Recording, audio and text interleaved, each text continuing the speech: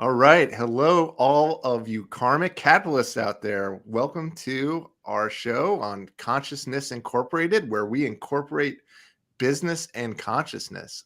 I am one of your hosts, Adam Vasquez, and I am joined by our other glorious host, Denise Kohnke. And so I always set up Denise like that. We'll flip it next time so Denise can do the intros. So Oh this is no, that's beyond my pay grade.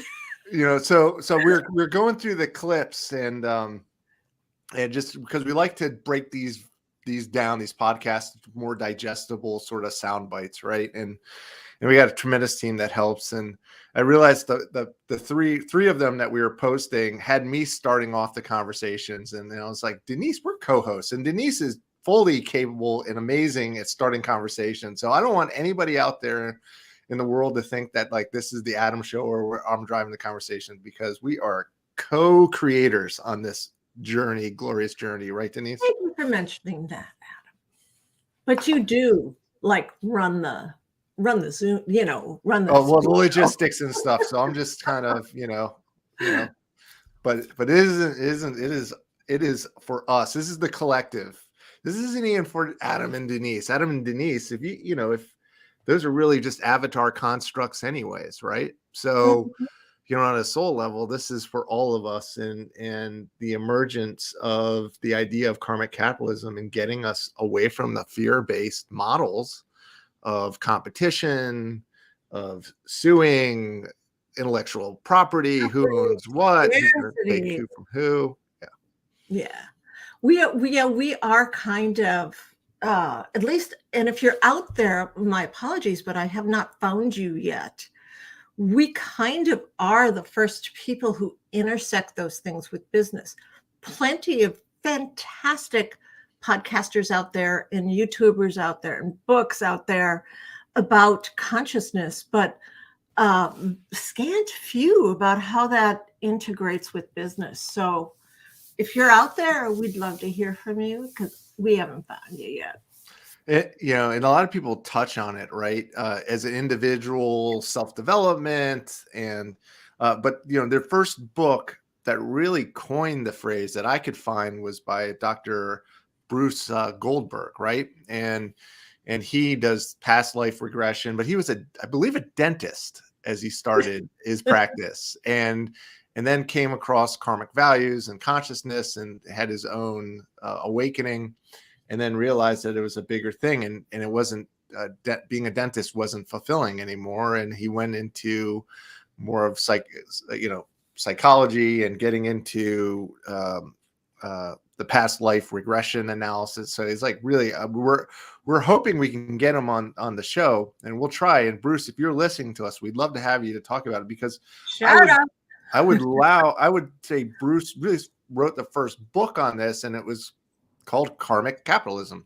So, and as we were searching for terms and what we were trying to do, we talk about as a recent article with CXO Outlook that we published, talking about the rise of, the ascension of the economic model.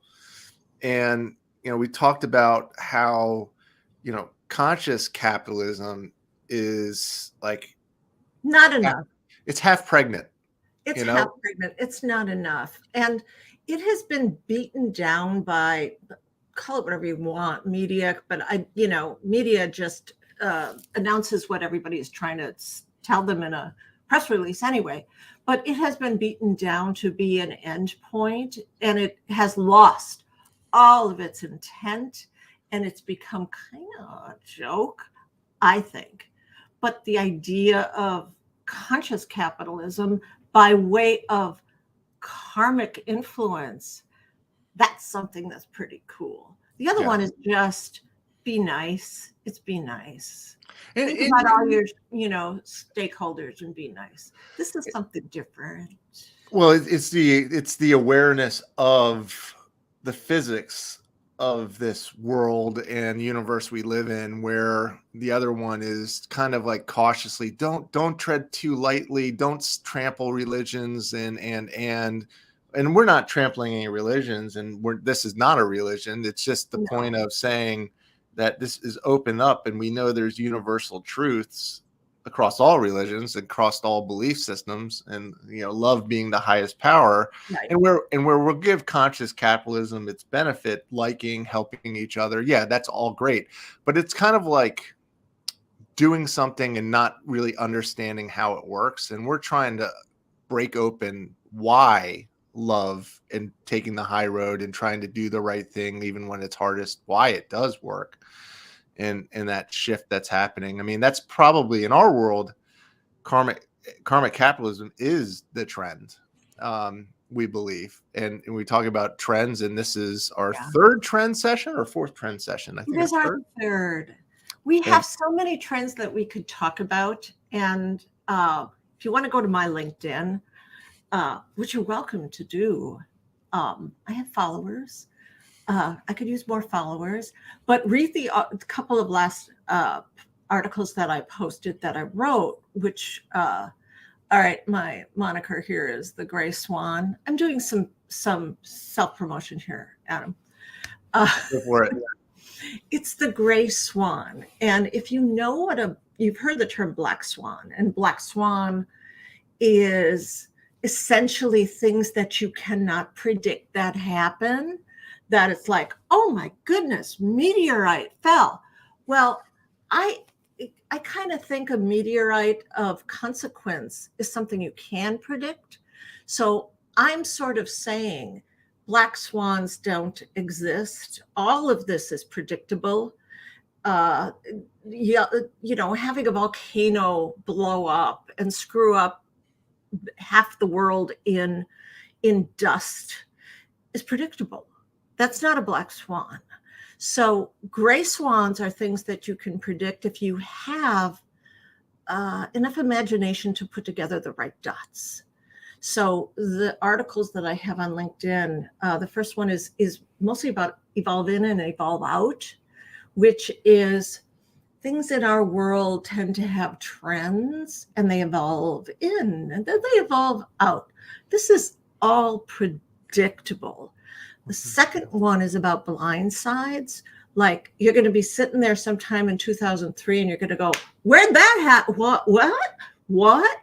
Those are predictable as well. And people are working on those blind sides. And as we speak, it's just you have not identified them in your world yet. Mm-hmm. The third one, which I can't wait to publish, you think about predictions as being negative. And when I was looking all through this and doing a lot of research, and 2023, I read every stinking trend report, every agency type trend report that you have to be in the agency world to read. I looked at Google, I looked at everything, economic reports and predictions.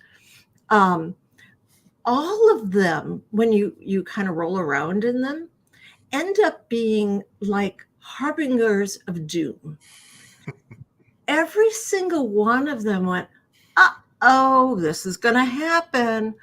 Uh-oh. And the third installment of the Gray Swan is going to be extraordinarily positive, because you know what? And I'm calling it batshit, as in batshit crazy, not as in feces. Batshit crazy can happen and will happen this year. But what if batshit was positive and not negative? Well, so Denise, we talked about this, I think, on a couple episodes ago. It's like you have the black swan, the gray swan is where you're kind of navigating and kind of pursuing and that kind of thing. Yes. It's sort of in your known universe. And then the other part is the white swan, like you said, but it is black and white makes gray, right? So you need a little bit of both. So maybe you want to add a little bit about that white knight, white horse, white swan coming in, that because we talked about it, I think in the first trend was all the economists are gloom and doom and the world's going to end and all of this stuff. But they generally, why they're half right is because they do miss the white swan, which really the gray swan is probably the more truthful thing of what we're pursuing, right? White swans are, and I've talked to a lot of people about that, especially my children over the course of time. When just go back to your own life. When things are going really well, the psychology of your mind tells you that this is the way it's supposed to be. So that's kind of not true, because think of your life as a median, and things go well, they go up above the median, and they go down below the median, and they come up above the median, and they go down below the median. And those two juxtapositions make the median. So when white swans happen, people think that that's what's supposed to be, which is kind of positive and true. And it's what we talk about every week. It's like, surrender to the universe, give yourself up to goodness and love, and see what happens. We are talking about raising the median to be a white swan, because they will happen. Well, you just gotta get more of them. But so I'll say this also, Denise, isn't it just all about perception? We talk about good or bad doesn't exist, right? So meaning black and white swans technically are black and white depending on your perspective and how they look, right?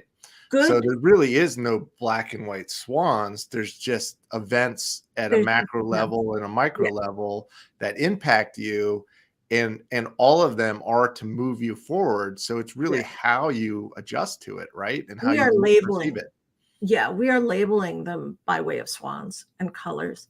I think it was Spinoza, and I'm quoting Spinoza or somebody big like that who's been dead for a long time, just out of memory here.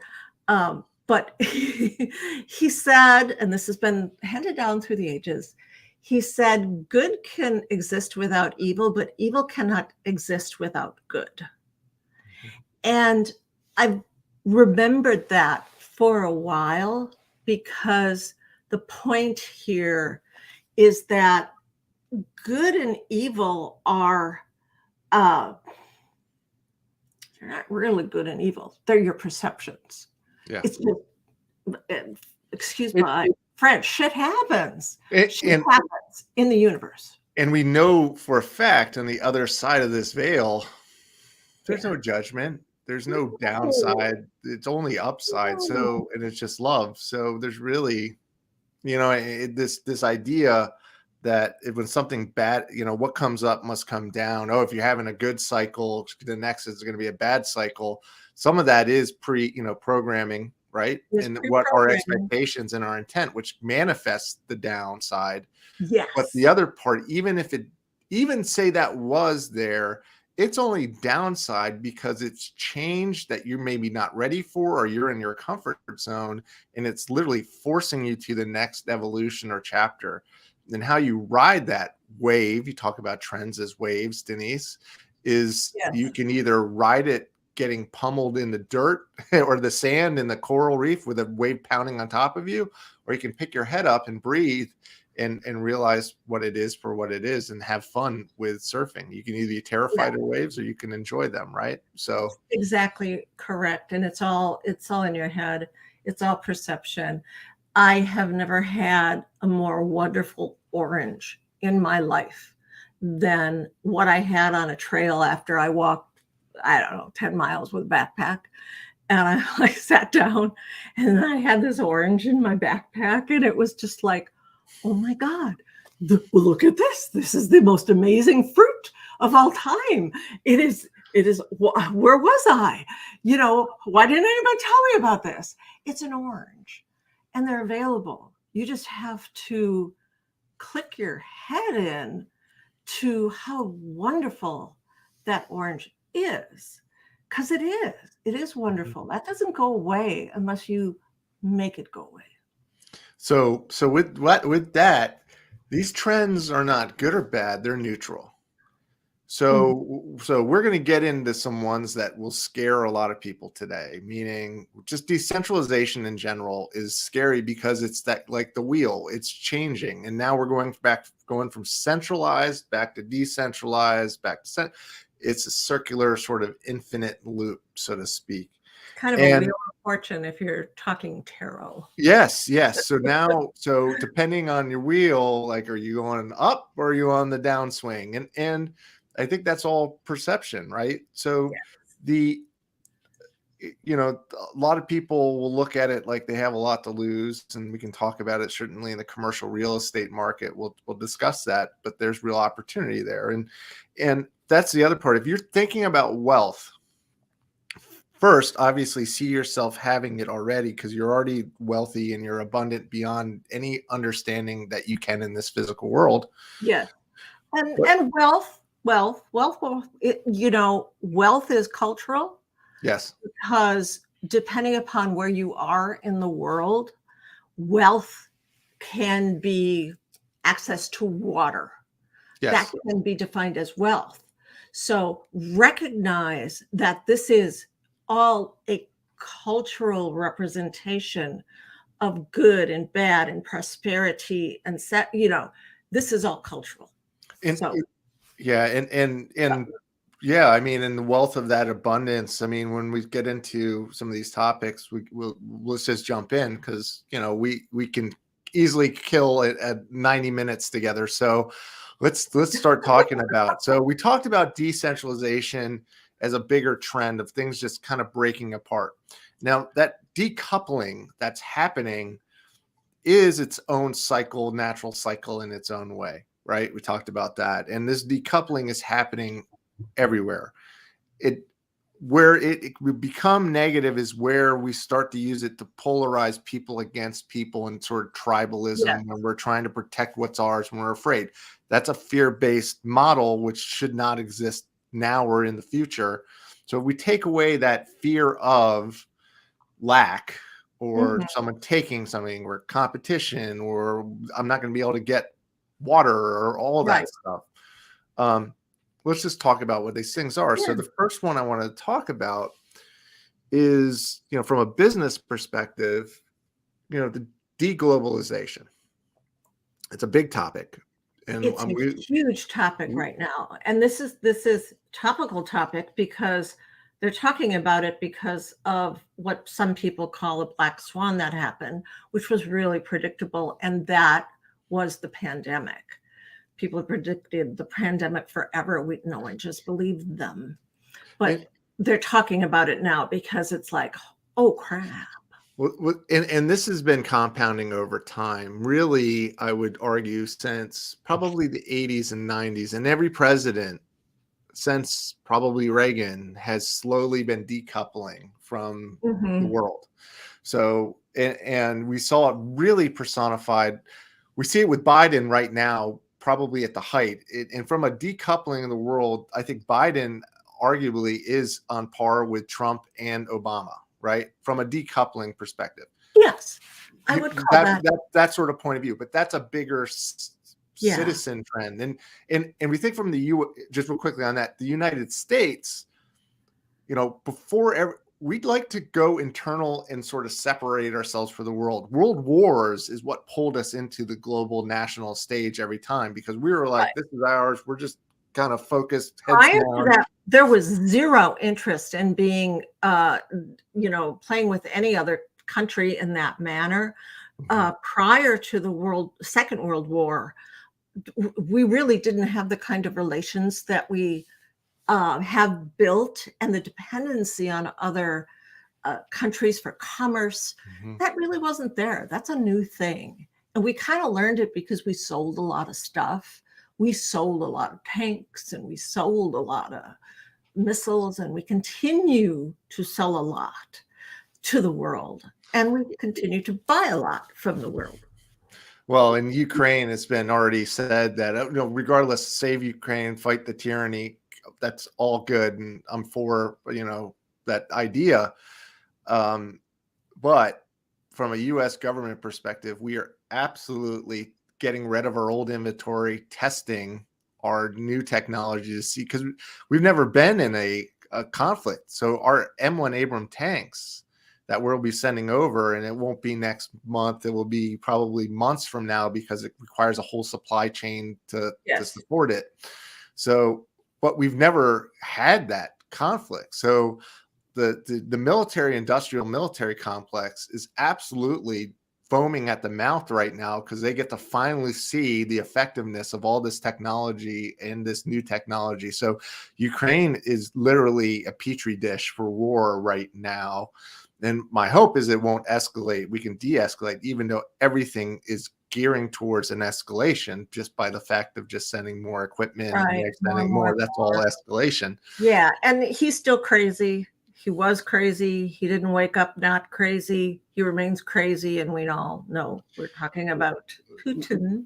Well, and I probably have a black mark on me right now because I just called him crazy. Well, YouTube might pull us down because of us talking about the war and so forth, but and censor us because it does. But I will say this though about Putin is he's actually understandable.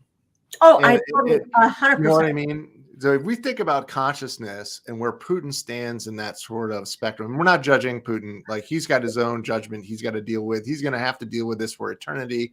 And this has already happened in his life. So this is some ways planned for him. So that's his spiritual journey. He can go forth and have fun with that. But the point is he is looking why Russia is invading Ukraine now. And there's tons of theories out there, great analysts talking about it, and a gentleman by Peter Zanin, he has a really good point of view on this as well. And I'll go off of this sort of point of views is demographically they're collapsing as a country. Right. And we talked about this before, but it is absolutely worth repeating because you are correct. It is predictable and has been predictable for a while. We just kind of shut off the this is not going to happen. This is not going to happen. It happened. Well, and if you think about Putin coming from a fear tribalism, he also resources, right? So food scarcity, also he can't protect Russia. Russia's land is so massive without Ukraine and the other Baltic states, like including Poland. The reason why they expanded so far in the Soviet Union was because they couldn't cover that vast land, say Ukraine. They had to go into spots at choke points where they could mass their forces in concentrations. Well, if you look at those choke points, they're in Poland, they're in Ukraine, so he can't stop until he gets that because he's terrified that somebody's going to come in and roll over them, which, by the way, Finland has done it in the past. So there is history of Russia being invaded by NATO prior. So we just got to be aware. I was going to talk about Finland because Finland, people don't know, that's been a hotspot forever. If you go to the border in Finland, it's like, it looks like they're playing war games. Not that I've been to the border in Finland, but check out some of the Vice coverage on that. It's fascinating what Finland has done and what Finland is prepared to do. And Finland has thrown the first stone hundreds of years ago, right? So when we think, and I'm not, I don't know Russian history or Finnish history, so I stand to be corrected. But I just mean, Putin is building off of a point of scarcity belief and being afraid. So he's doing the preemptive strike. And he's doing this because he knows he's not going to have the man and woman power in 5 years because half the population is going to die over just generational gap. They just don't have the baby boomers did not have all the babies like we did in the US. They did not have that in Russia under the Soviet Union. So you have a huge demographic collapse. And I don't mean to get us off track, but I will be a little prescient here on the third gray swan. It is interesting that you have countries that are looking at their populations as liabilities for the future. Countries such as Soviet Union, China, they're screwed too. And China's real quick. China's demographic collapse is even worse. It's about half of their population will cease to exist in the next 10 years. Well, it's really interesting because migration is happening. People are available. People are available on our borders to supplement our population, and people are available at the borders all over the place in Europe because they have a migration problem as well. It's not a problem, it's an opportunity. Mm-hmm. If you take, I mean, people are available, but who wants to go to Russia or China because of the authoritarian nature of what they offer? But people are available. You just have to create something that they would like to engage with. Well, and we bring it back to consciousness. We are evolving out of this third density where we require these catalysts like war and scarcity thinking and all of that. And as souls reincarnate, is not right. Now I say reincarnate, there might be some new souls here that are incarnating to Earth the first time, and this is their first run as a human experience. Absolutely. But as they reincarnate, souls that choose to come back to the Earth, because we're past that point of no return, meaning we're ascending to a higher dimension, and the lower density beings can't come back here until they at a higher level to experience this. So when people get born here, they're like, I don't want to be with totalitarian state. That's like a legacy problem that's stuck on this planet that's slowly fading and dying, literally dying off, because souls are opting out of it. And so that's why birth rates are honest. Like, if you believe this stuff, which we do, then it explains why birth rates are dropping just quickly there, right? People tend to, and this is a problem with strategy in general, and why quite a lot of people are not strategists, because they look at today, that's fine. They look at the next step that they make. They look around and go, if I do this, they're playing chess with, one move ahead, maybe. When you look at strategy over the course of time, such as the decades of the last, we'll call them 100 years. 100 is pretty good, because that takes you from World War I kind of up. Post-industrial. Post-industrial. That's all relatable, and the stuff before that probably doesn't matter much. But when you look at sociology and economy over the course of time, it is highly predictable, because those kinds of trends are very hard to reverse. Mm-hmm. If you look at what changed courses, those trends are very hard, very, very hard. The trend is that the United States, I'm not going to say democracy because that's having a problem, but certain kinds of values are trending. And I prefer to look at the values of positivity as a trend that will wipe out the values of negativity, but we actually have to feed it.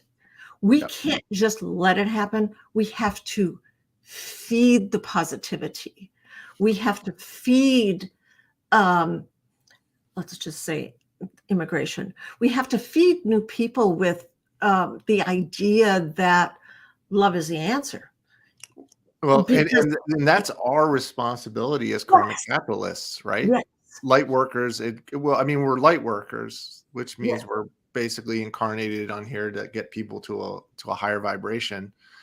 But within our light work, we can choose how we do the work. And for Denise and I, and for those who are listening, we're doing this through business, because business is one of those biggest changes that need to happen, and capitalism is the engine of that. So when we talk, that's what brings back to that karmic side. So going back to deglobalization and decoupling, everybody is starting to marry up to the big dogs, right? The ones where they can get close, almost like, symbiotic relationships are forming, right? So we think about what's happening with the BRICS, and I would say mostly like with Russia, China, Iran. I would put in the Kingdom of Saudi Arabia, and then you're getting the NATO clique that's Yes. happening, right? Collectives. Yes. And Europe and the rest, they all, and Japan especially, wants to hitch its pony to our ride here in the US for many reasons, from the resources, the abundance, and all of that per se, which is good, because I would still argue, even though there's a lot of issues in the United States and we've got a challenge, again, these are all natural catalysts of this experience. Until we move past them, they're going to be here as a feature. They're not, not a negative. They're just a feature of this reality.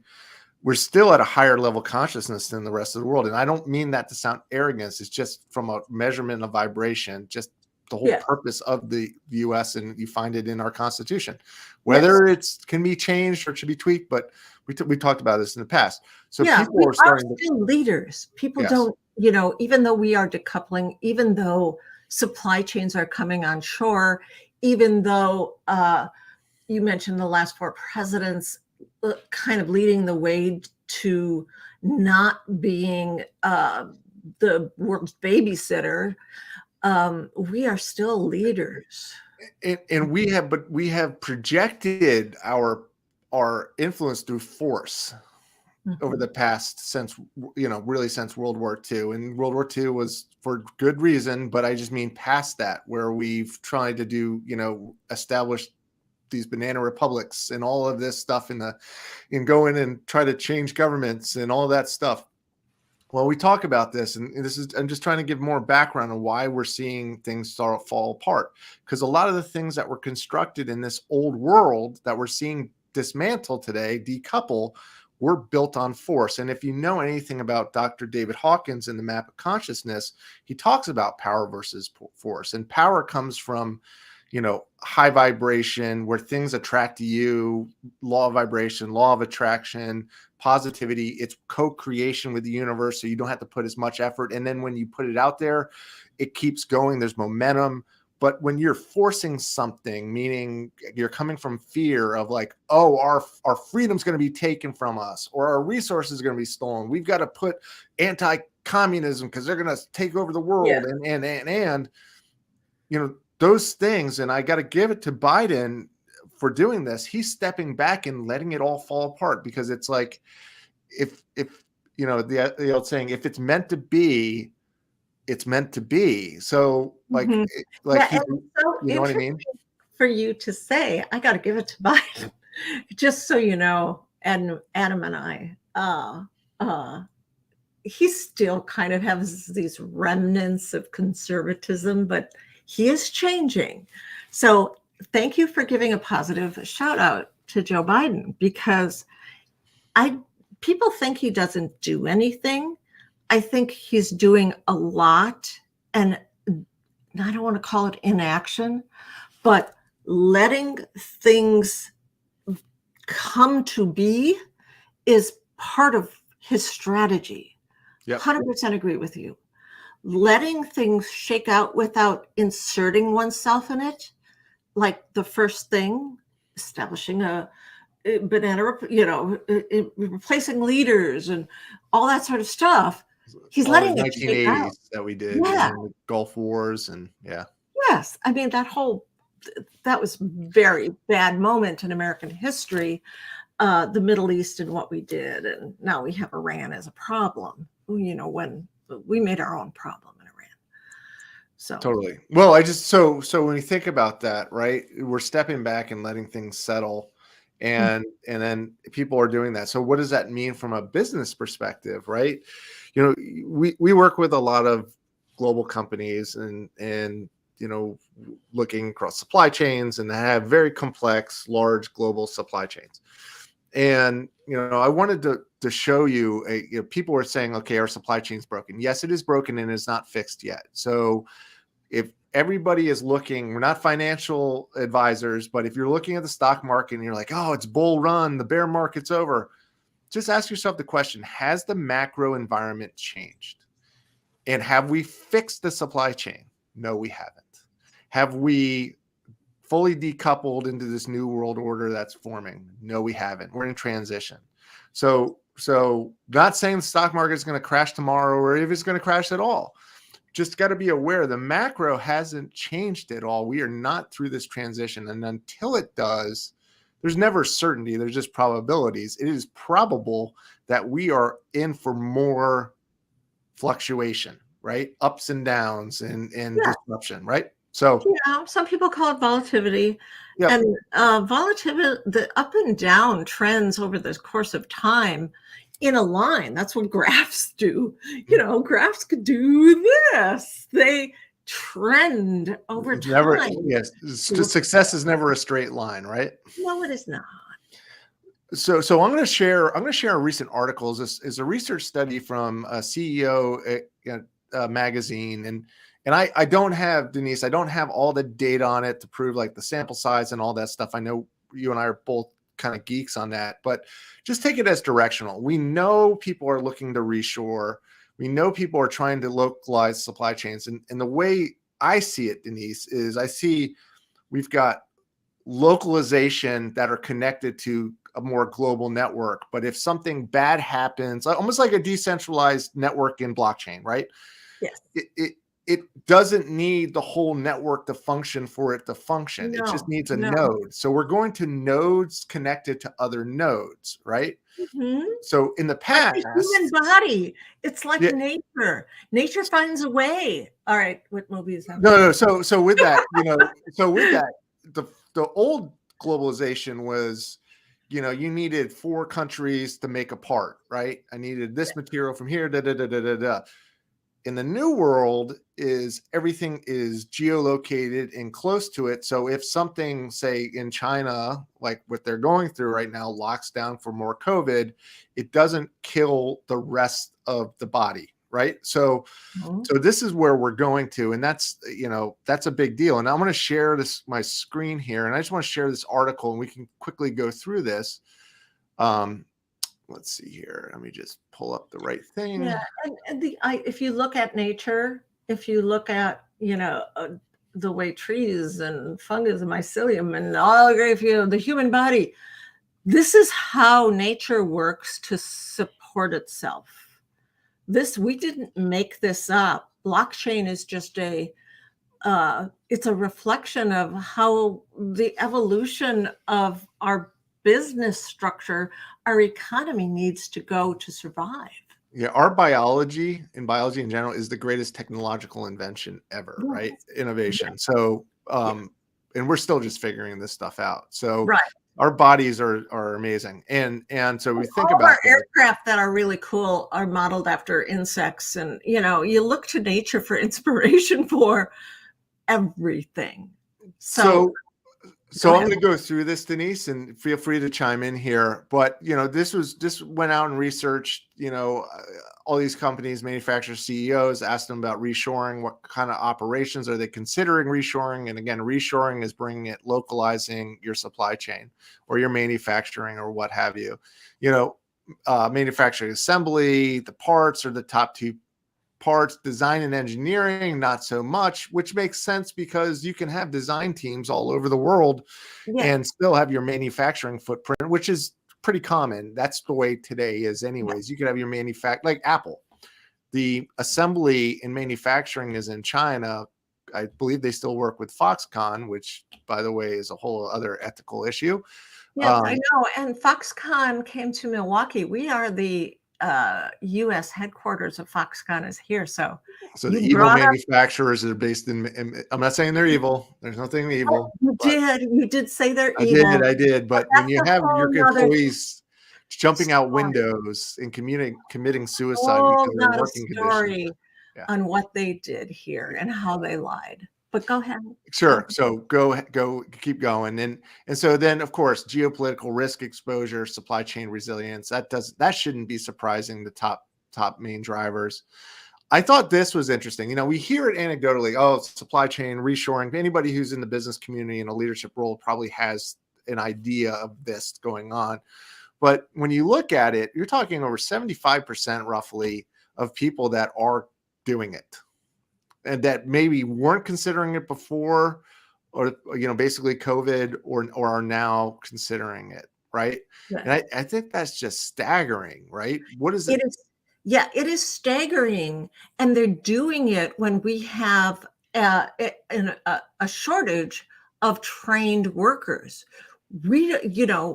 Unemployment is at an all-time, yeah, don't quote me on this, but I kind of think it is, it's close, is at an all-time low. And where are these people going to come from? How will we reshore manufacturing when there are no people to take the jobs? Yep. That's where we look at the idea of migration and the idea of why that is important. But go ahead. And if you look at it, which countries have the most to lose in the reshoring? Obviously, China is top of the list. Mexico, I could see a lot. Let's see, which country are non-U.S. operations located? I think China probably take it on the chin the most. Mexico and India are actually going to benefit from that, right? And that's one of the things I continue to hear. Germany, European manufacturing has the real potential to die. And what I mean by that is, they import a lot of things such as like neon, to get the heat at a certain temperature to produce alloys. All of the things for phosphates and fertilizer. Most of that comes out of Russia. Russia and China do lithium, right? The lithium mines that are in China. So if we cut China and Russia off, which we are, and that's the trend, then where are these goods these materials, these minerals, right. Heavy metals are where are they going to come from, right? Yeah. In the North America, we're in a really good position because we have a lot of these natural reserves, and we're finding more natural minerals and other things every day. But if you're in Europe, like there are some analysts that don't believe that BMW is going to be able to manufacture in the next decade. Wow. And so if you own some of the sayings out there are, if you want to buy a BMW or a Mercedes or what have you, a German auto manufactured car, buy it now and then buy all the parts because you ain't getting them. The other part is, Apple is really behind the curve, and they are still doing a lot of majority of their manufacturing in China. Now they're talking about shifting a new plant over to India, but that's going to take years to happen. So if China gets locked off, which it is becoming quickly, then suddenly you can't even get a new iPhone. Yes. And these are the kinds of things that I will call blindsides, where everyone will look around and go, I can't get a BMW, what? But they're predictable. They are predictable blindsides based on economy and globalization and non-globalization. They are all predictable. So when we say reshore, which is a fancy word for made in America, I think it becomes a marketing issue in some regards, because made in America everyone remembers that was kind of a thing, America first, all that sort of stuff. But it needs another package. It needs another moniker, I think, because it is not, you don't buy American because you're a patriot. You buy American because you have to. Well, and the other interesting part about this is what made globalization work in the past was our U.S. military, our Navy specifically. We could patrol all the waterways, make sure transit happened. That's disappearing. We are opting out and moving away from that. So who's going to police the local regional police? So whoever is the power player in the region will be policing. This is some reason why KSA, Kingdom Saudi Arabia, is looking to militarize quickly here, because they realize it's either them, Israel, or Iran that will control a lot of the trade around the Middle East. Now you look at Asia, it's basically going to be China versus Japan.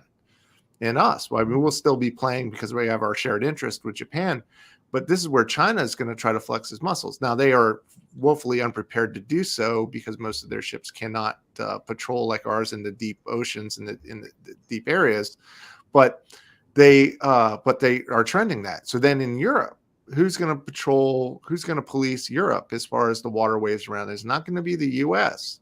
So we're kind of like, okay, we did our job. Now you guys need to carry your weight, and we're done. By the way, you got, we're just not going to do it. But we expect the moral of the story is go to Paris now. Go to yeah. Time for European vacation. The thing that I find also more than curious is Africa. Yep. Russia's trying to own Africa. And so that's is China. So is China. Yep. They are providing so much infrastructure that basically they're taking it out of their own flesh and providing that infrastructure of water, utility, roads, education in Africa, because that's their next resource and stronghold for the future. We're not. We've kind of ignored Africa. Well, so has Europe. Europe has pilfered Africa and not supported it. Yeah. Well, Africa has a bigger issue because at least 30 to 40% of its food productivity requires fertilizer. And once you take fertilizer away, which was happening because of, the lack of phosphates and other, things that you need to create these fertilizers don't exist because of the war with Russia, between Russia and Ukraine. Yes. That means you're going to see starvation on an epic level globally, which again, catalyst sounds terrible. There's opportunity here. We aren't predicting the white swan. This is kind of I'd say this is gray swans, because this is anybody who studies globalization or just the geopolitical analysts know this is coming.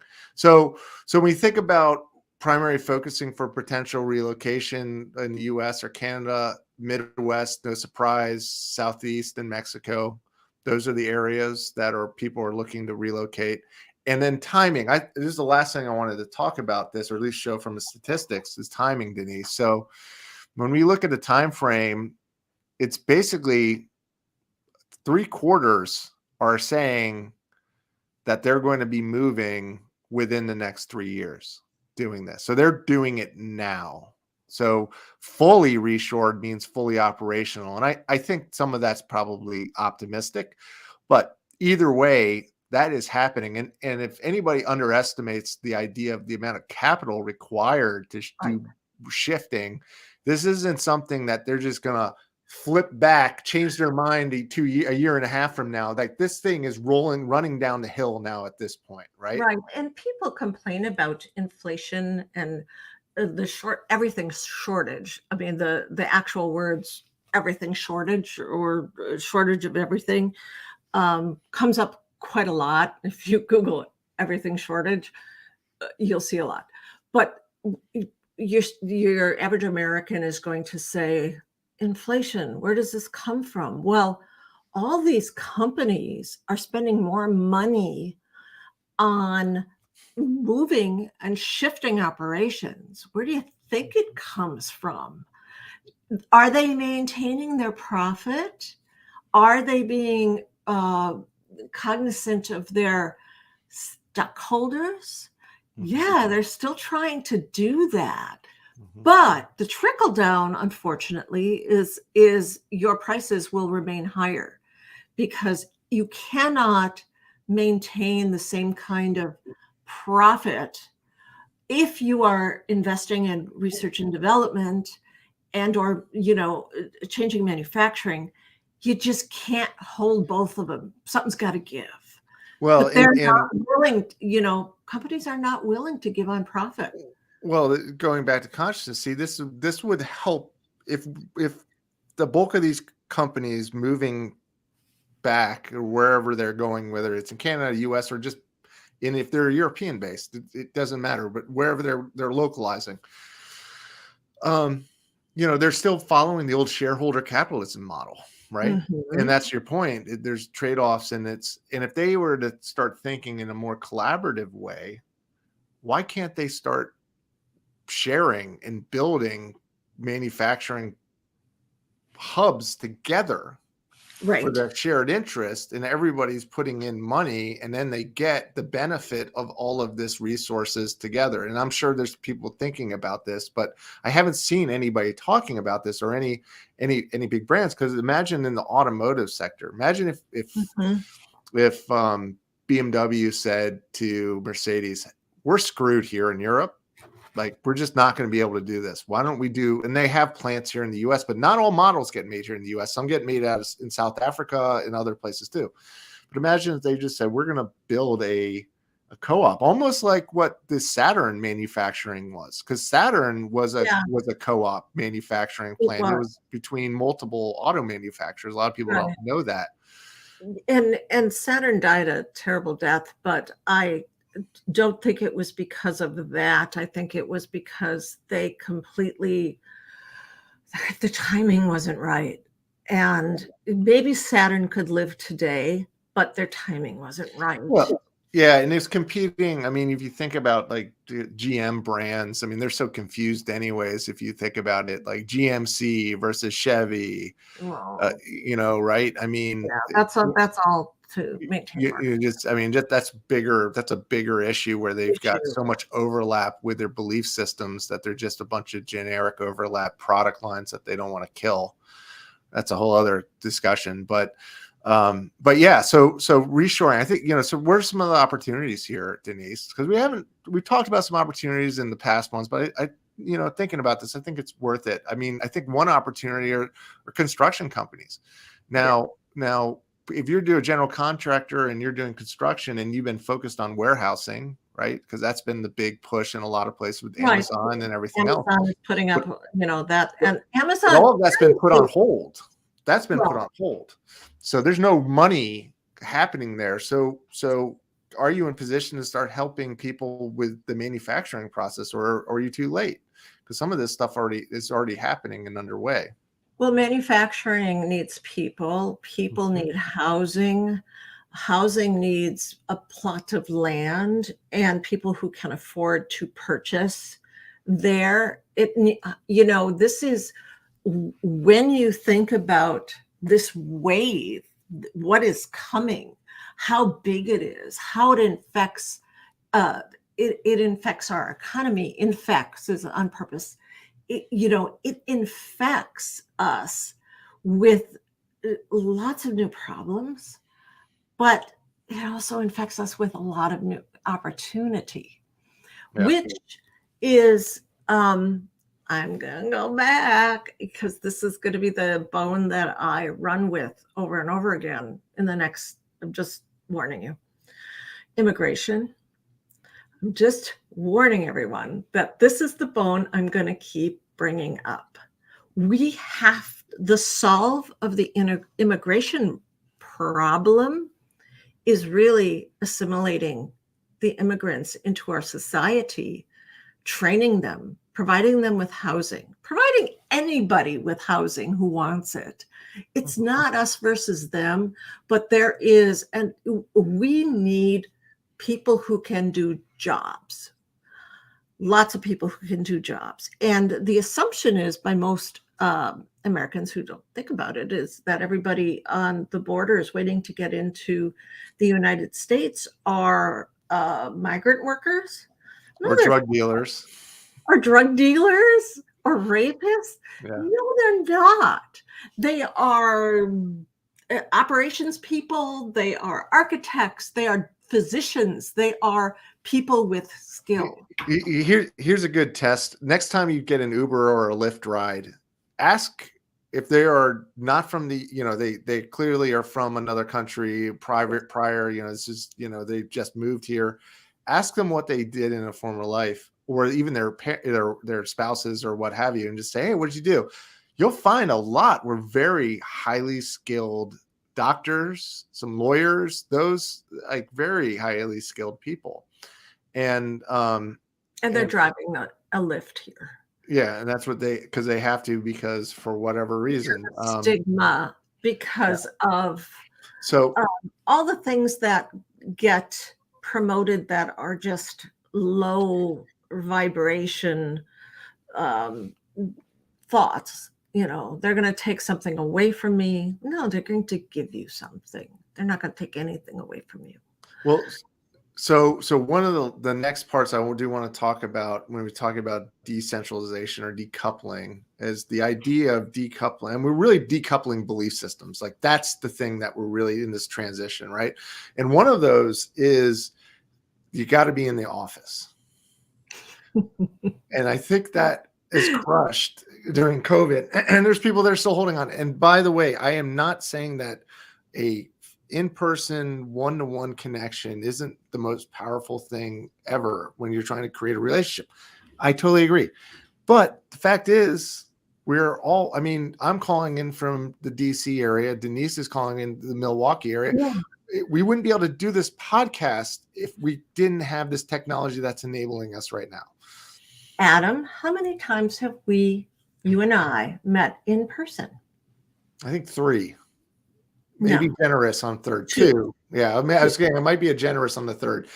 No, but I think you came in when you were consulting with us remember a long time ago when we were either doing for a client work in the old big historic mansion. You came in. I never saw that mansion. Oh, that's right, because that was a research study we were going to do, and we only did it on the phone. So you didn't come in. So it's only 2 times then. Yeah. And you've never been out here. Nope. Which has to change. Technically, I've never been to Milwaukee at all. So Adam, I would consider you a friend. I would consider you a close friend. I would consider you, we talk all the time. I talk to you more than I talk to my family, and given the week. Yeah. So we don't have to be in, there's a certain strata of society that doesn't have to be in the office. If you're young, if you're just starting out, there are advantages to that, because isolation and loneliness is a mental health problem today, especially for young people. It is, yes, people who are older have that too, but it's a problem for young people, and they need humanity. They need to talk to, mentoring too, right, Denise? I mean, from a mentoring perspective, it's so much more powerful when you can be in the room and hear the thinking and than being separated, right? But a lot of us don't need it anymore. I mean, I mentor, I do it by Zoom. I talk to people that way, but a lot of us don't have to be in the building. So then you go, okay, is the commercial real estate, if we're at 45% ish? Let's get there. Let's talk about this. I'm going to share that. So keep going, because you're on a good topic here. So let's just show what the state of things are like with the decentralization of office or work, right? So let me share this here. So this is Castle. Adam and I haven't talked about what we were going to talk about today. So just everybody know that we're riffing in real time here. Look at this. He's got a chart. So this is Castle Card System. So they are the entry control systems, the fobs to go in and out, in and out of businesses, buildings. This is from more than 2,600 buildings in 138 cities. So it's a pretty good sample, I would say. I think it's a good, they call it a barometer. I think it's as close as a barometer as we can say. Now, obviously there might be some things, but for what's out there, I recommend anybody going here. So on average, it's 50% of occupancy, 50% of the top 10 metros in the United States.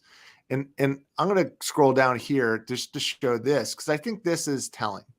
So pre-pandemic, we were roughly at 100% occupancy, meaning you need to be in the office. And if you don't report to the office in 2 days, you're fired, over a 2-day period. Like that's in most HR policies.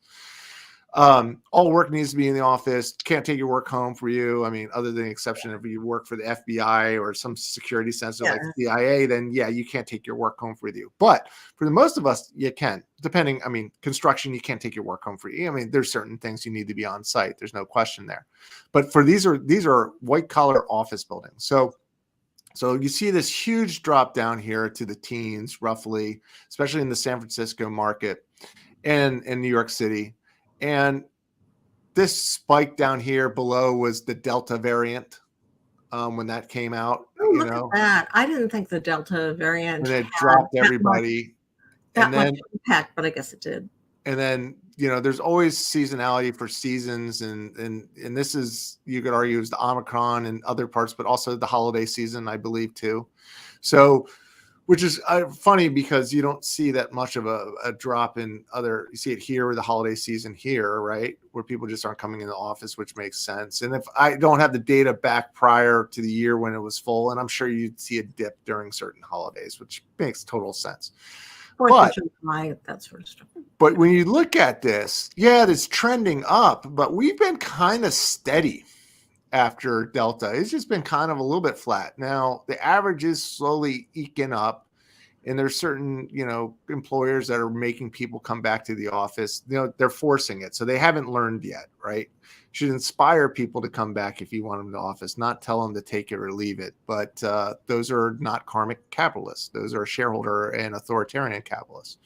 So when you look here, the question is like, is this the new normal? Like we heard that term a lot during the pandemic. And I would say probably is, because what people are doing now is they might be coming in on, say, a Tuesday, right? Tuesday is the highest occupancy day.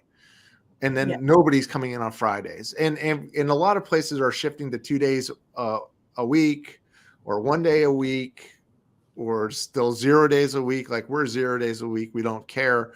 But some people, based on their old legacy belief system, feel like they have to have it. And I get it. There's certain culture advantages there.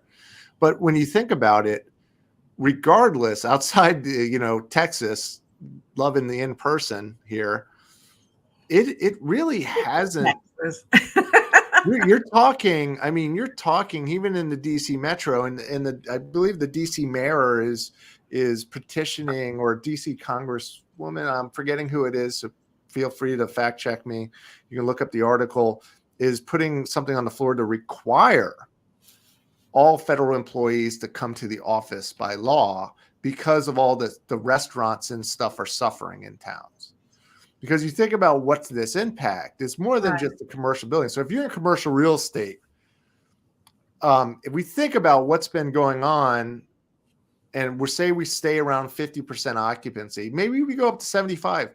That's 25% of the office spaces that are no longer required. If you don't know how commercial office space works, these are all leases, and no landlord, we'll call them a landlord, they're big corporations, it's going to let anybody out of a lease right now. So when depending upon how long those leases are, so far, the office space that is vacant has been paid for. When because of the lease is still in the contractual lease terms. Yes. Yeah. So when the leases, so everyone's doing business, they're doing business at home. When those leases go away, it's like a big vacuum. It's just going to suck up the valuation of all these businesses, meaning the building, trade buildings themselves. Yes. So it's like, do you remember the housing crisis before, which almost toppled our economy? What kind of commercial real estate crisis? What will happen to that? There has to be an alternative for these spaces. And again, spaces are existing. They can be repurposed. What do they need to be repurposed to? Where do we need to house people? okay, we bring out new people to our country to occupy those spaces and give them jobs so they can pay for them. And we're back to the border, aren't we? Well, We're back to migration it, as a and constant in an ever-changing world. and I'm not a commercial real estate expert, and I will not pretend to be either.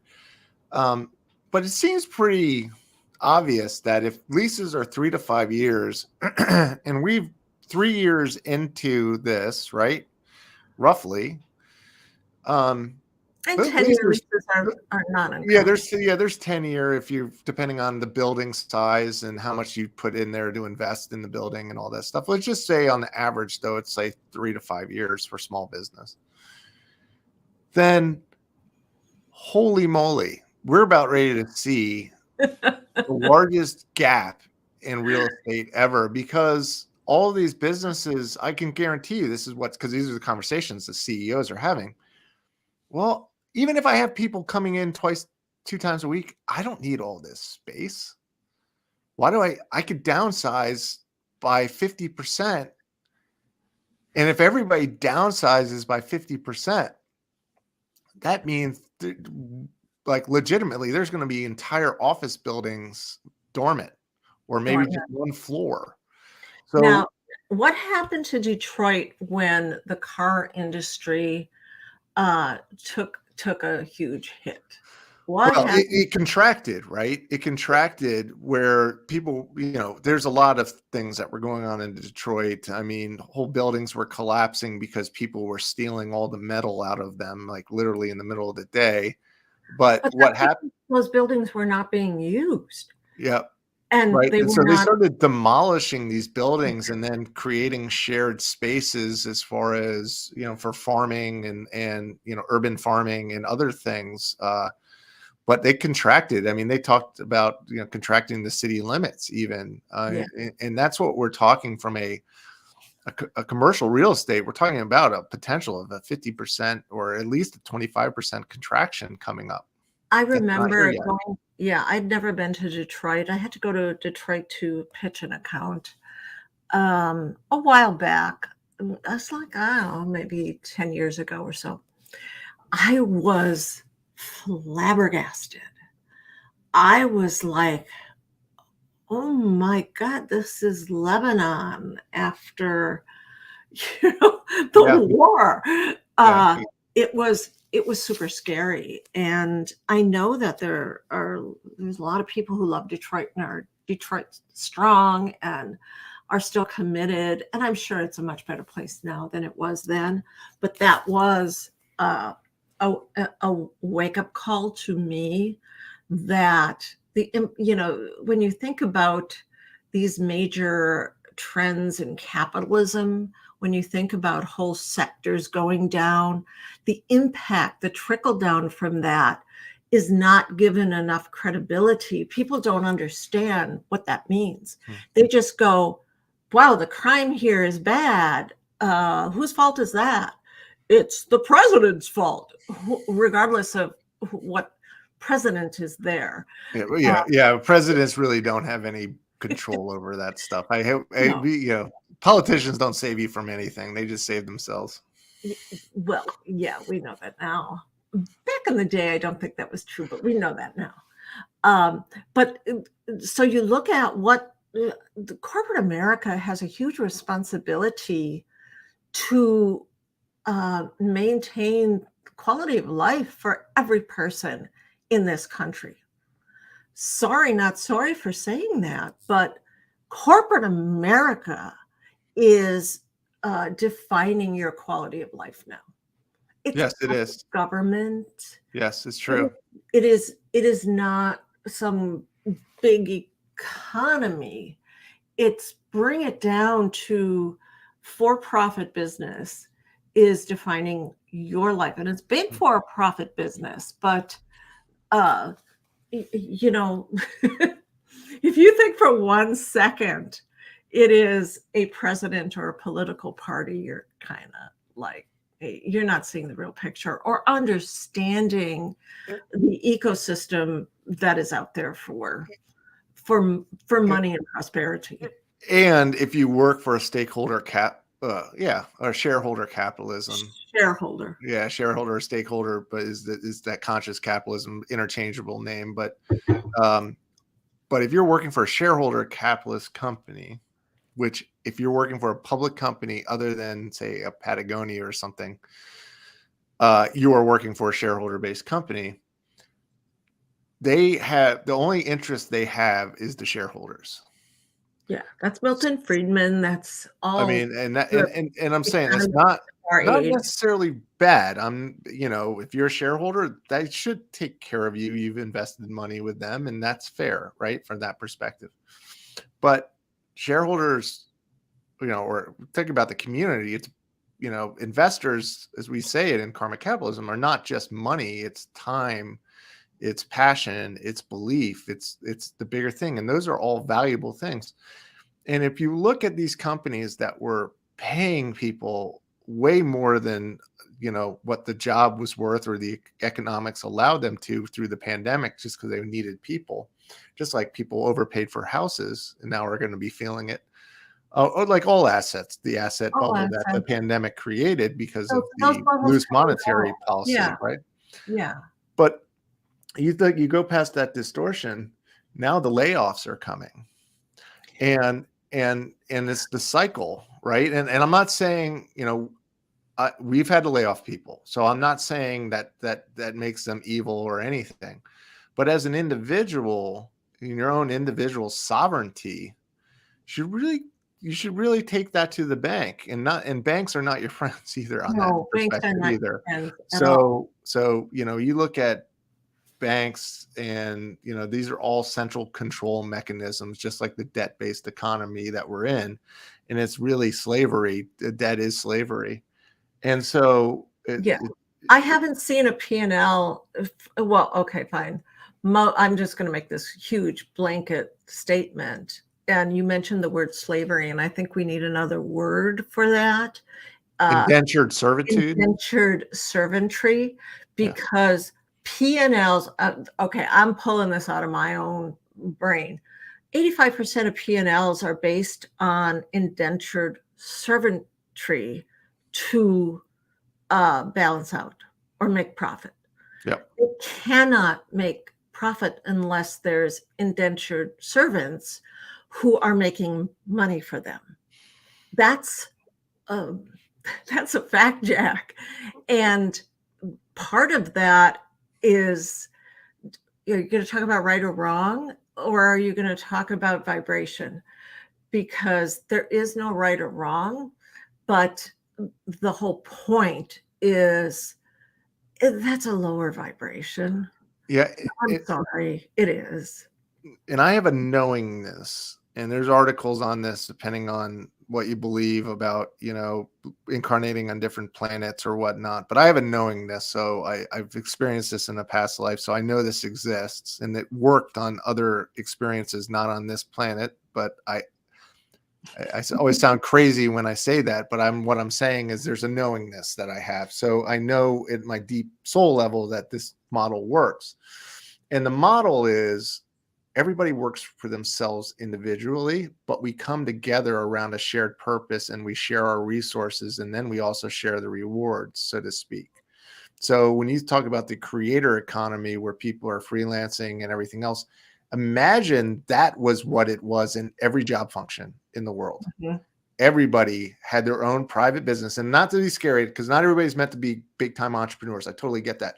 But just imagine you're contract employee, and which is good and bad, but just imagine it was, but you decided to join that corporation to help them on some projects because of what it was, but you were only working with the things that you wanted to work on. And that was fulfilling for you because that drove you to your own purpose. So like, the next 5 years, I want to work on bringing Twitter and working with Elon for Twitter and making it the free speech platform. Got it. That's what I'm going to sign up to. But you don't own me, Elon. I am a cooperative, collaborative spirit co-creating with you on this. Now, Elon I don't think he quite sees things like that, but I don't know Elon. So and I'm definitely not here to judge anybody. So what I mean though, it is you don't have employers and employees anymore. You have collaborative communities that gel together for certain things. And we do need productivity. We do need manufacturing. And then who owns the factories and all that other stuff. But there is a world that exists, I'm certain of it, where people are really their own sovereign nations. They have their own individual sovereignty. And that goes beyond governments, goes beyond everything. And I think that's what we meant when we talked about, our inalienable rights as human beings. Oh, way back. And so I love that.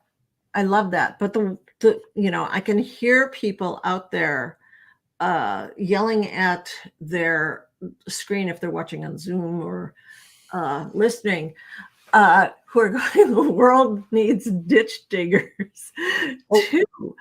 Yeah. Danny, the world needs ditch diggers. I just saying that ditch digging, either it's the robots doing it because we don't need to do it anymore, or if you really like digging ditches, which I don't think anybody really does, but say you do, you're like digging ditches, that's my jam. You're coming at it not as an hourly employee, but you're more as a partner in that project, and you're getting your fair share of the amount of effort you're putting in, so to speak. And it moves from ownership of time, because you become an employee, and it's like, there are a lot of people who are in business who say, I own your time.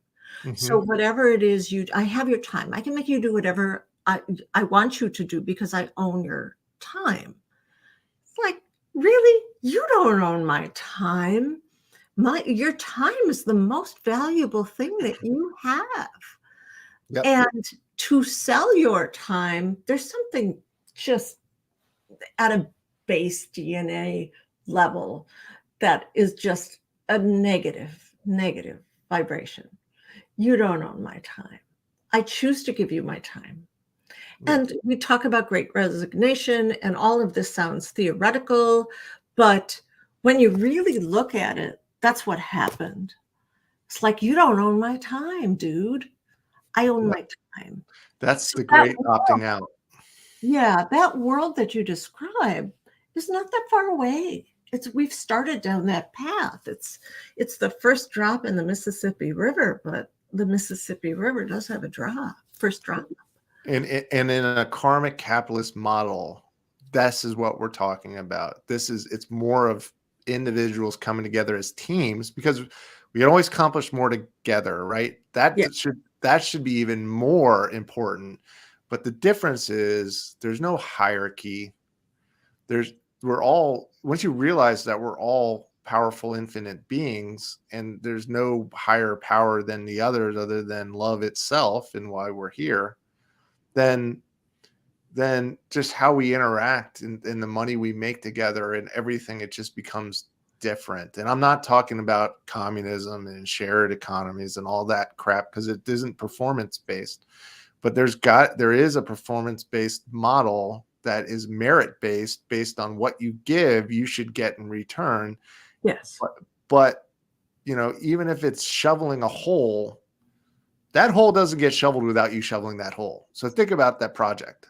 And why should an individual make, other than, they're taking the risks and everything else, once you move beyond being paid for those risks, right? And that's fair, because business owners take more risks than traditionally employees do. Yeah. And CEOs. It's not that, and employees don't have to go aren't going personally bankrupt if the company fails. Last is leaders eat last. That's a Simon Sinek thing. Agreed. And it's absolutely true. If you're the right kind of leader, you're supposed to eat last. But there is a dignity to everything. I spoke in front of a Marquette University class of seniors who are it was an advertising class. And I started off by asking everybody what they're going to do, and some people wanted to work in PR, and some people wanted to do this, be creative, and some people wanted to go client side. Okay, fine. You don't know what you're going to do. But I was surprised, frankly, that there were so many people there. There was like 30 plus students in this class, and it was a big room. And because advertising has got a bad rap, it really does. But how important is it? And I said, what you do, never, never, never, ever look on what you do without dignity, because what you do is a reflection. Yes, it can save lives. And I showed him a case study where it did. It can save lives. It's not like, oh, it's not brain surgery, but it's just as important as brain surgery because it saves lives over a bunch of people, not just one person, a bunch of people. And saving lives is both a literal translation, but it's also a metaphorical translation, because what you do if you are successful is you take the dreams of entrepreneurs and make them real. Entrepreneurs risked everything for their respective dream. You have helped that person be successful. You have helped that company stay afloat. You have helped people understand complex concepts because you've reduced them down to metaphors and you've prioritized. Okay, I didn't go into this detail, but that was my point. You've prioritized what they need to know. So, when you talk about AI and ditch digging, and even something as as car salesman like as advertising, like, oh my God, is this really ethics here? Yeah, it's important. Buy now. It's important. We don't do buy now here. We have elevated our suite of services and expressions beyond that, but it is important, and you have to look at it as such. So that's a ditch dig in some regards. Some people would call it that, but it really is important.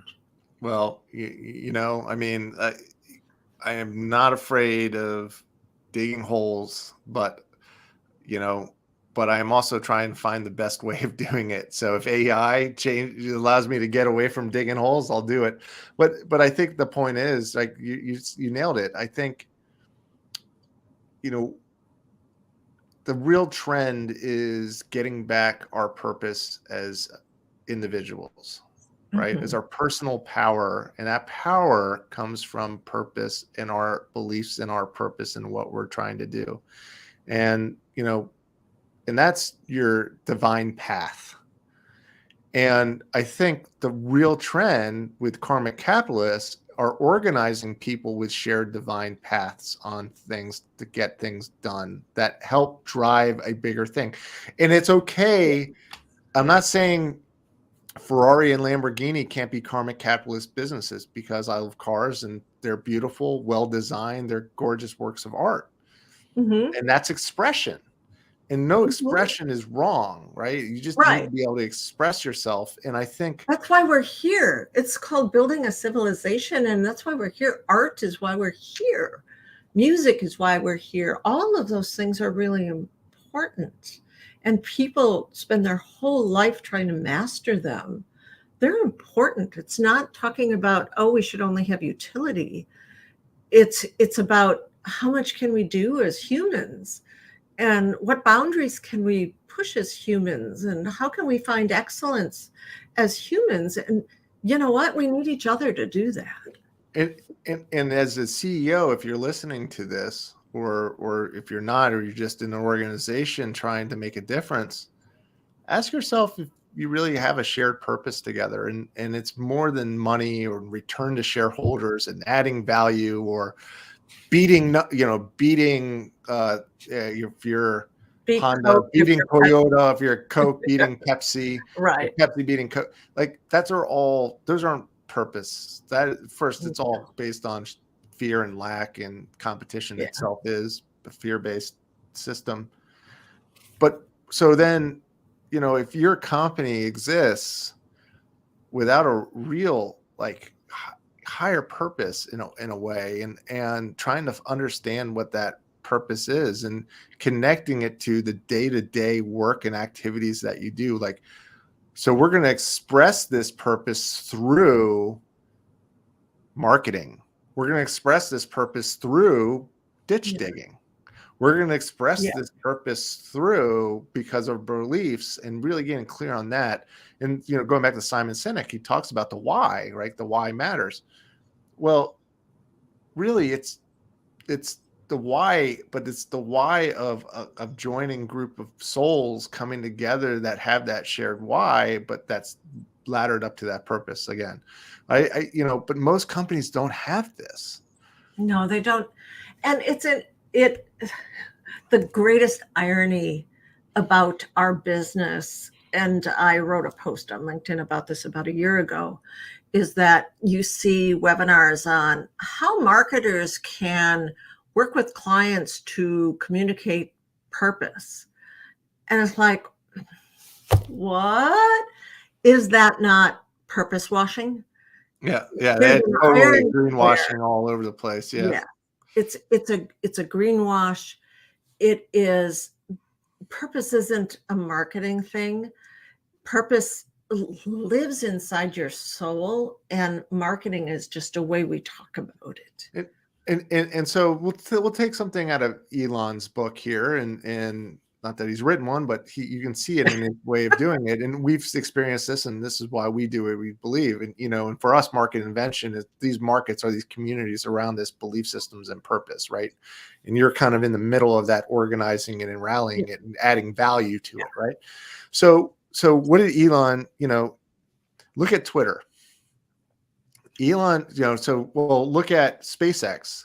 We need to have multi-planetary species. We need to pollinate, populate Mars, or populate Mars.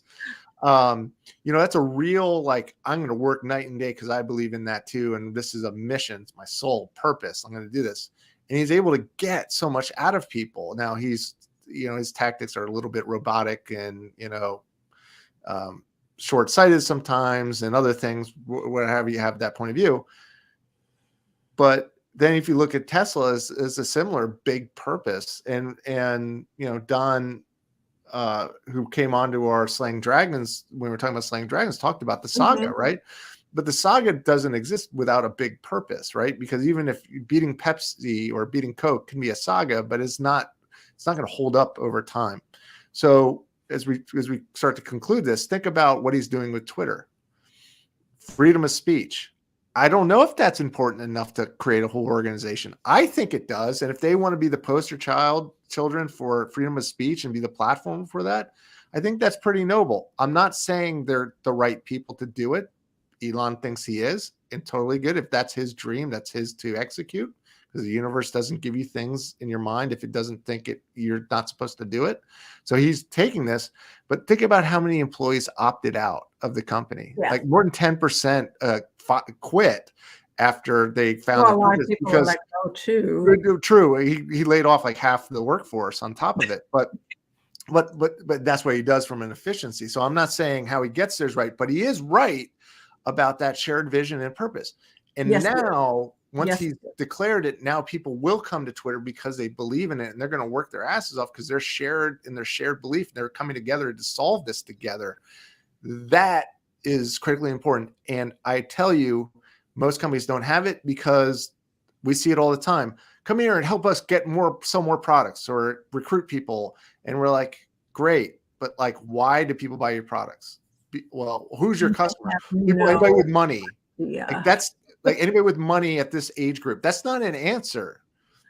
That's just not a right answer. That's an old belief system. The market is everybody. Yeah. No, it's not. Even utilities are not for everybody, right? Yeah. Right? Are you air or water? That, air incorporated or water incorporated? And you're just selling air because you just want to sell air and make the money. You don't believe in our ability to breathe and all this other stuff. Breathe, right? And yes. So most companies have not figured this out. So the trend, the opportunity that's happening for everybody is getting clear on their belief systems, their market belief systems, and rallying it around this bigger why. But it's not just the why. And you got to be prepared. You're going to lose customers and lose employees in the short term, but in the long term, you're going to be much more stable, and you will be able to exist in this higher density new planet that's being formed around us. And we're seeing that we're in the transition now. And the question is, do you want to be successful at the end of this, or are you going to be in the same place based on the old models pre-transition, which means you will fail or die a slow death, so to speak? Are you in or are you out? So for us, it's karmic capitalism. Well, I don't care what you call it. It is what it is. And so anyway, so any last words before we're at our time, Denise? This has been amazing. Thank you. Yes, it's been amazing, Adam. And we, given that we don't discuss this stuff prior, it's like way to be prepared. Good job on the slides. But the thing that I will leave everyone with is, where is your upside? Where do you want to be? And people talk about being on the right side of history. Are you going to be on the right side of the future? Where do you want to land? Are you in or are you out? I choose to be in on this one. Yep. Because there's tremendous upside and no downside. Well said. The old system is crumbling around us, and we can let it crumble and rebuild something better. Yeah. Or we can try to hold on to the crumbs. Let it die. Surrender to it, right? We all got to surrender. Mm-hmm. So this will conclude the trends. We'll always talk about trends as who we are, but there's deeper trends, but I feel like we hit the big ones. We'll talk about the decentralization of money and all of that fun stuff with the central bank digital currency that's coming to a neighborhood near you, and the dystopian future that brings. But that's for future episodes. But thanks everybody for joining us. Thank you very much, Denise. I'm totally grateful for you. I'm very grateful for everybody for joining us. I am grateful for you, Adam, too. I'm grateful for all these listeners who hung in there. Thank you. Come back. And so we'll keep it up. We've got more to cover next week, and we'll be on a different topic. And we promise all these people we're going to be interviewing, and we're lining that up as well. So stay tuned. Exciting. And thanks for being on this journey with us, with bringing in a new form of capitalism, with karmic capitalism, in a new world that makes it better for everyone. So I love you, everyone. Love you guys. Bless you, and have a great rest of your week. And we will see you next time. Thanks, everyone. Bye-bye. Bye.